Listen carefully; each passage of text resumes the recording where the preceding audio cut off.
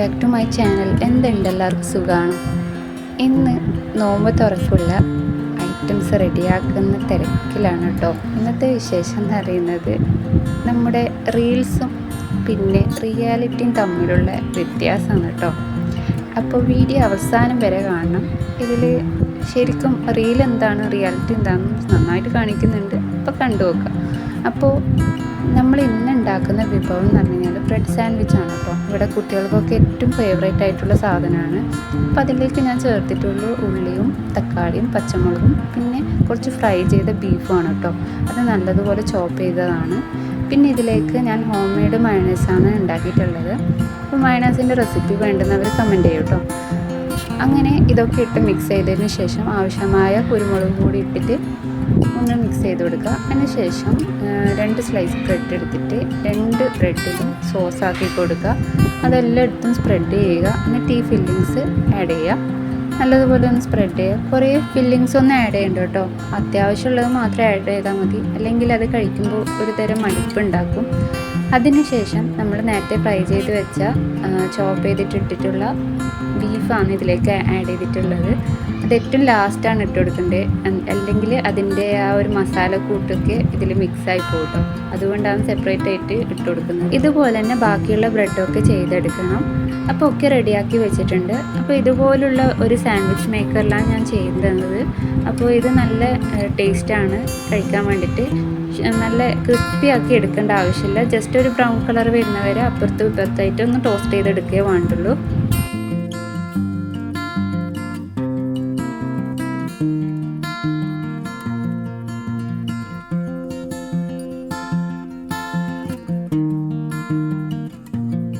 അപ്പോൾ എല്ലാ സാൻഡ്വിച്ചും ഇതുപോലെ ടോസ്റ്റ് ചെയ്തെടുത്തിട്ടുണ്ട്.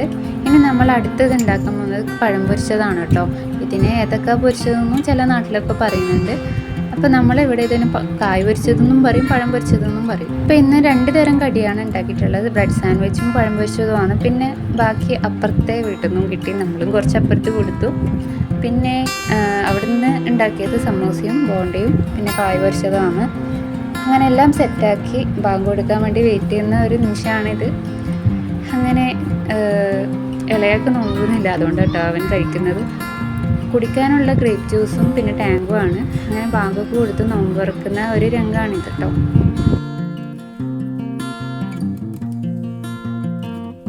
ശരിക്കും നല്ലതുപോലെ ടയേർഡാണ് കേട്ടോ.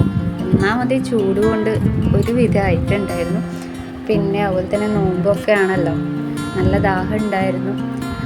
അപ്പോൾ മൊത്തത്തിലൊന്ന് ടയേർഡായിരുന്നു കേട്ടോ. എൻ്റെ മോള് നൂറ ആഴ്ചക്കാണ് കേട്ടോ വരുന്നത്.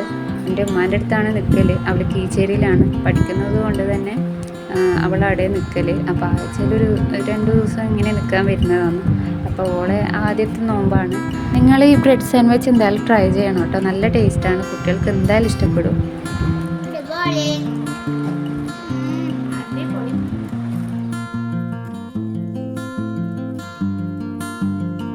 നൂറ എൻ്റെ വീഡിയോസൊക്കെ കാണാറുണ്ട് കേട്ടോ. അപ്പോൾ അതിൻ്റെ ബേസിലാണ് ഈ ഒരു പുഡിങ് കൂടി ആക്കിയത്. ഇത് അവൾ തന്നെ ഉണ്ടാക്കിയതാണ്. അപ്പോൾ അടിപൊളിയായിട്ടുണ്ട്. എല്ലാ കുട്ടികൾക്കും ട്രൈ ചെയ്യാവുന്ന. അങ്ങനെ നോമ്പോറൊക്കെ കഴിഞ്ഞ് മഗ്‌രിബ് നിസ്കരിക്കാൻ കഴിഞ്ഞു.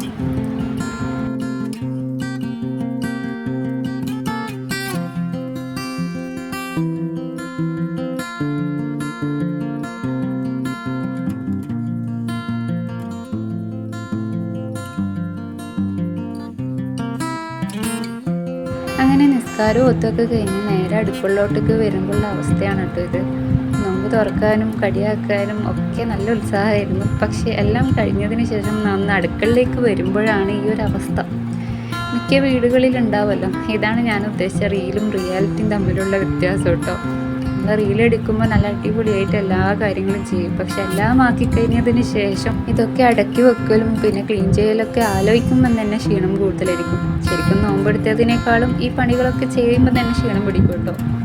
പ്രത്യേകിച്ചും പാത്രം കഴുകൽ, അത് പിന്നെ പറയേ വേണ്ട. എണ്ണ പലഹാരങ്ങളാണ് ഉണ്ടാക്കിയെങ്കിൽ പിന്നെ സ്റ്റൗവിൻ്റെ ഒന്നും അവസ്ഥ പറയും വേണ്ട. പൊട്ടിത്തെറിയും ഒരു ഭാഗത്ത് നിറഞ്ഞതും മറിഞ്ഞതും ഒക്കെ ഉണ്ടാവും.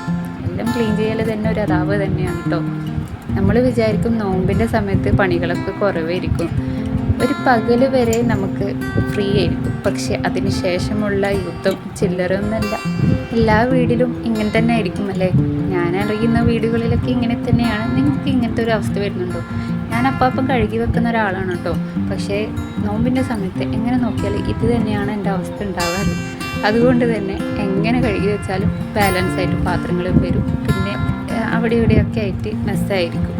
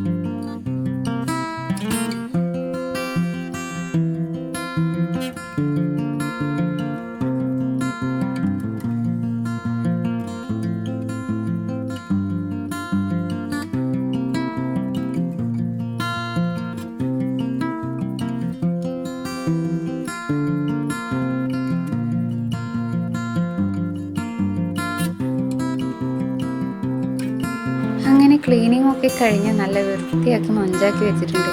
എന്നാലും കഴിഞ്ഞോ? ഇല്ല. നമ്മുടെ രാത്രിത്തെ ഫുഡൊക്കെ വെക്കണ്ടേ? അത്താഴത്തിന് വേണ്ടിയിട്ടുള്ളതും രാത്രിത്തെ ഫുഡിന് വേണ്ടിയിട്ടുള്ള തയ്യാറെടുപ്പാണ് ഇനിയുള്ളത്. ഞാൻ 2 നേരത്തതും ഒന്നിച്ച് തന്നെയാണ് കേട്ടോ ആക്കൽ. അപ്പോൾ പത്തല ചുടുന്നെങ്കിൽ കുറച്ചധികം ചുട്ട് വെക്കും അത്താഴത്തിന് കഴിക്കാൻ വേണ്ടിയിട്ട്. അങ്ങനെ പത്തലും ബീഫ് സ്റ്റൂ ആണ് ഉണ്ടാക്കിയിട്ടുള്ളത്. ബീഫ് സ്റ്റൂ മീൻസ് ഞാൻ തലേ ദിവസം ബിരിയാണിയാണ് ഉണ്ടാക്കിയിട്ടുണ്ടായിരുന്നത്. ഫ്രൈഡേത്തെ വീഡിയോ ഞാൻ എടുത്തിട്ടുണ്ടായിട്ടില്ല. അപ്പോൾ ബിരിയാണി ആക്കിയ ബാക്കി കുറുമ ഉണ്ടായിരുന്നു. പക്ഷെ അതിൽ ബീഫൊന്നും ഉണ്ടായിട്ടില്ല. കുറുമ ഒക്കെ ബാലൻസ് ആയതുകൊണ്ട് തന്നെ, പിന്നെ നോമ്പാണല്ലോ, പകലൊന്നും നമുക്ക് ആവശ്യം വരുന്നത്. അപ്പോൾ അതുകൊണ്ട് തന്നെ ഞാൻ അതിലേക്ക് കുറച്ച് ബീഫ് ഇട്ടു. അതിനുശേഷം കുറച്ച് വെള്ളം ചേർത്തതിന് ശേഷം ഒരു മുറി തേങ്ങ എടുത്തിട്ട് നല്ലതുപോലെ ഒന്ന് അരച്ചതിന് ശേഷം അതിലേക്ക് ചേർക്കുകയും ചെയ്തിട്ടുള്ളൂ. വേറെ ഒരു പണിയുമില്ല. പിന്നെ ബീഫ് വേകുന്നവരൊന്ന് വിസിലടിപ്പിക്കുകയും കൂടെ വേണ്ടുള്ളൂ കേട്ടോ. അപ്പോൾ ഇതുപോലെ കുറുമയൊക്കെ ബാക്കി വരികയാണെങ്കിൽ ഇതുപോലെ ഒന്ന് ചെയ്ത് നോക്കാം കേട്ടോ. നല്ല ടേസ്റ്റാണ്. ചപ്പാത്തിക്കും ദോശക്കും വെള്ളാപ്പത്തിനും പത്തിരിക്കും ഒക്കെ കൂട്ടാൻ ബെസ്റ്റ് സാധനമാണ്. അടിപൊളി ടേസ്റ്റാണ്. എന്നിട്ട് ഇതിൽ ആവശ്യമായ ഉപ്പ് വേണമെന്നുണ്ടെങ്കിൽ ചേർത്ത് കൊടുത്താൽ മതി. അതിനുശേഷം ഇതിനെ വിസിലടിപ്പിക്കുക. നമ്മുടെ ഫുഡും റെഡി. ഇനി കഴിക്കുക എന്നുള്ളതാണ് ലക്ഷ്യം. പിന്നെ ഇനി ഇത്രയേ ഉള്ളൂ ഇന്നത്തെ വിശേഷം എന്ന് പറയുന്നത്. അപ്പോൾ വീഡിയോ എല്ലാവർക്കും ഇഷ്ടപ്പെട്ടിട്ടുണ്ടാവും വിചാരിക്കുന്നു. ഇഷ്ടപ്പെട്ടാൽ എല്ലാവരും ലൈക്ക് ചെയ്യുക, ഷെയർ ചെയ്യുക, കമൻറ്റ് ചെയ്യുക, അതുപോലെ തന്നെ സബ്സ്ക്രൈബും ചെയ്യുക. തൊട്ടടുത്തുള്ള ബെല്ലൈക്കൺ പ്രസ് ചെയ്ത് ഓൾ എന്ന ഓപ്ഷൻ. ഇനി അടുത്ത വീഡിയോ ആയിട്ട് വരുന്നത് വരെ എല്ലാവരും take care. Bye from Shirin stock.